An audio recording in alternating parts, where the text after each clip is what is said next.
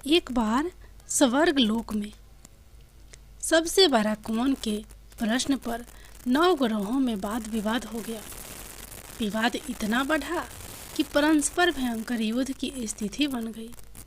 निर्णय के लिए सभी देवता देवराज इंद्र के पास पहुँचे और बोले, हे देवराज, आपको निर्णय करना होगा कि हम में से सबसे बड़ा कौन है। देवताओं का प्रश्न सुनकर देवराज इंद्र उलझन में पड़ गए। इंद्र बोले, मैं इस प्रश्न का उत्तर देने में असमर्थ हूँ। हम सभी पृथ्वी लोक में उज्जैनी नगरी में राजा विक्रमादित्य के पास चलते हैं। देवराज इंद्र सहित सभी ग्रह यानी देवता उज्जैनी नगरी पहुँचे।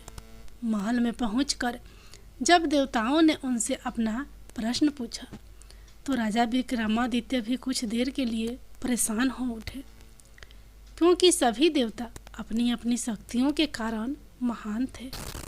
किसी को भी छोटा या बड़ा कह देने से उनके क्रोध के प्रकोप से भयंकर हानि पहुंच सकती थी।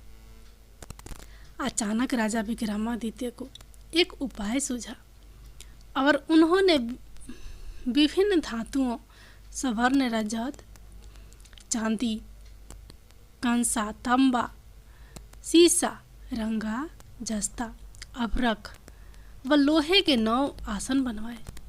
धातुओं के गुणों के अनुसार सभी आसनों को एक दूसरे के पीछे रखवाकर उन्होंने देवताओं को अपने अपने सिंहासन पर बैठने को कहा। देवताओं को बैठने के बाद राजा विक्रमादित्य ने कहा, आपका निर्णय तो स्वयं हो गया। जो सबसे पहले सिंहासन पर विराजमान है वही सबसे बड़ा है।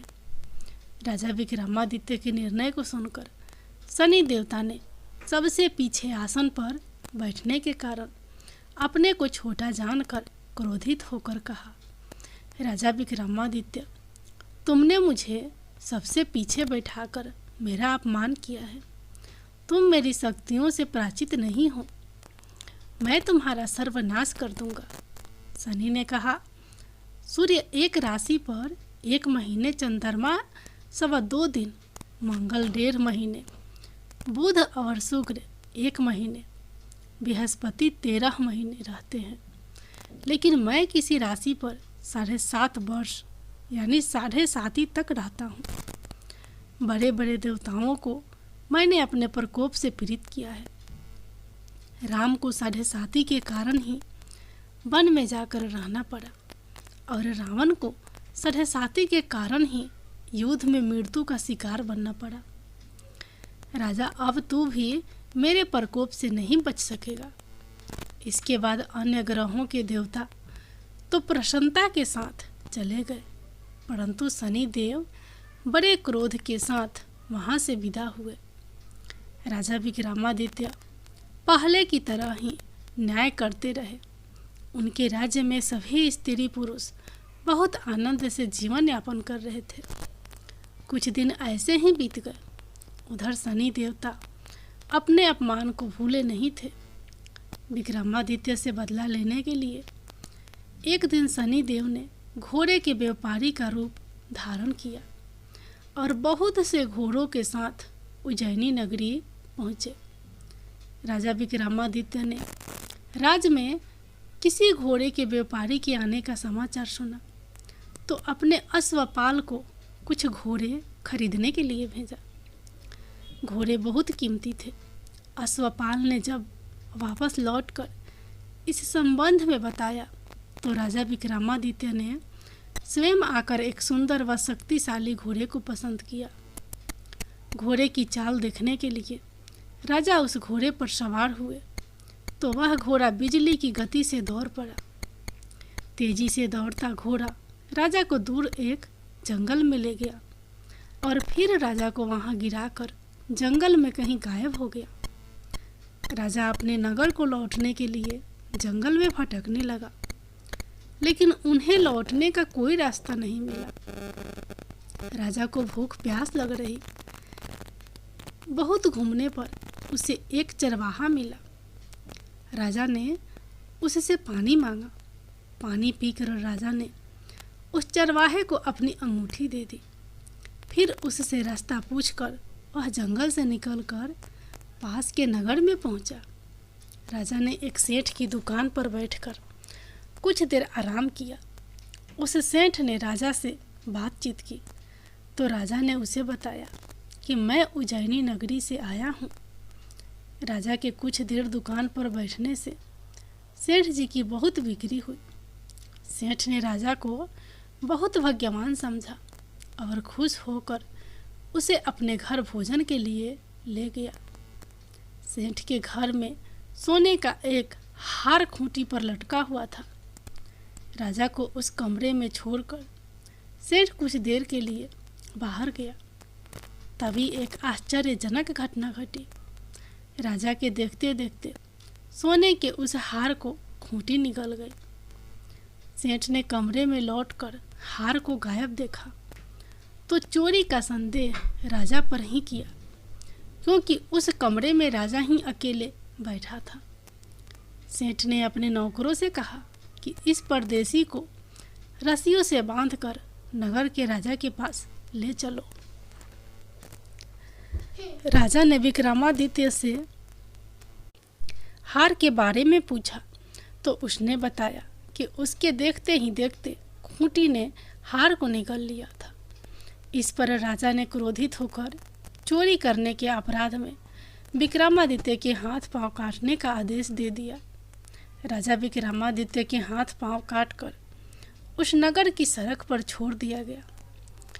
कुछ दिन बाद एक तेली उसे उठाकर अपने घर ले गया और उसे अपने कोल्हू पर बैठा दिया। राजा आवाज देकर बैलों को हाँकता रहता। इस तरह तेली का बैल चलता रहा और राजा को भोजन मिलता रहा। शनि के प्रकोप की 7.5 पूरी होने पर वर्षा ऋतु प्रारंभ हुई। राजा विक्रमादित्य एक रात मेघ मल्हार गा रहा था कि तभी नगर के राजा की लड़की राजकुमारी मोहिनी रथ पर सवार हो उस तेली के घर के पास से गुजरी। उसने मेघ मल्हार सुना तो उसे बहुत अच्छा लगा और दासी को भोजन भेजकर गाने वाले को बुला लाने को कहा। दासी ने लौटकर राजकुमारी को अपंग राजा के बारे में सब कुछ बता दिया। राजकुमारी उसके मेघ मल्हार से बहुत मोहित हुई, अतः उसने सब कुछ जानकर भी अपंग राजा से विवाह करने का निर्णय ले लिया। राजकुमारी ने अपने माता पिता से जब यह बात कही तो वे हैरान रह गए। रानी ने मोहिनी को समझाया, बेटी तेरे भाग्य में तो किसी राजा की रानी होना लिखा है, फिर तू उस अपंग से विवाह करके अपने पांव पर कुल्हाड़ी क्यों मार रही है। राजकुमारी ने अपनी जिद नहीं छोड़ी। अपनी जिद पूरी कराने के लिए उसने भोजन करना छोड़ दिया और प्राण त्याग देने का निश्चय कर लिया। आखिर राजा रानी को विवश होकर अपंग विक्रमादित्य से राजकुमारी का विवाह करना पड़ा। विवाह के बाद राजा विक्रमादित्य और राजकुमारी तेली के घर में रहने लगे। उसी रात सपने में शनि देव ने राजा से कहा, राजा तुमने मेरा प्रकोप देख लिया, मैंने तुम्हें अपने अपमान का दंड दिया है।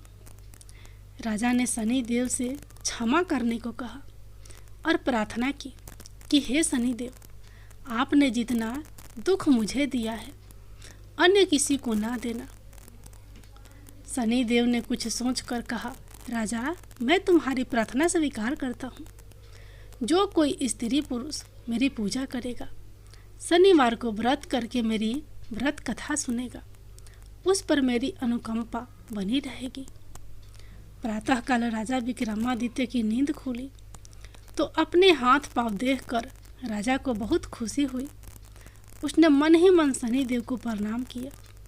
राजकुमारी भी राजा के हाथ पांव सही सलामत देखकर आश्चर्य में डूब गई। तब राजा विक्रमादित्य ने अपना परिचय देते हुए शनिदेव के प्रकोप की सारी कहानी सुनाई। सेठ को जब इस बात का पता चला तो दौड़ता हुआ तेली के घर पहुंचा और राजा के चरणों में गिरकर क्षमा मांगने लगा। राजा ने उसे क्षमा कर दिया, क्योंकि यह सब तो शनिदेव के प्रकोप के कारण हुआ था। सेठ राजा को अपने घर ले गया और उसे भोजन कराया। भोजन करते समय वहाँ एक आश्चर्यजनक घटना घटी। सब के देखते देखते उस खूंटी ने हार उगल दिया। सेठ जी ने अपनी बेटी का विवाह भी राजा के साथ कर दिया और बहुत से स्वर्ण आभूषण धन आदि देकर राजा को विदा किया। राजा विक्रमादित्य राजकुमारी मोहिनी और सेठ की बेटी के साथ उज्जैनी पहुँचे तो नगर वासियों ने हर्ष के साथ उनका स्वागत किया। अगले दिन राजा विक्रमादित्य ने पूरे राज्य में घोषणा कराई कि शनिदेव सब देवों में सर्वश्रेष्ठ हैं। प्रत्येक स्त्री पुरुष शनिवार को उनका व्रत करे और व्रत कथा अवश्य सुने। राजा विक्रमादित्य की घोषणा से शनिदेव बहुत प्रसन्न हुए। शनिवार का व्रत करने और व्रत कथा सुनने के कारण सभी लोगों की मनोकामनाएं पूरी हुई। शनिदेव की अनुकंपा से पूरी होने लगी। सभी लोग आनंद पूर्वक रहने लगे। शनिदेव भगवान की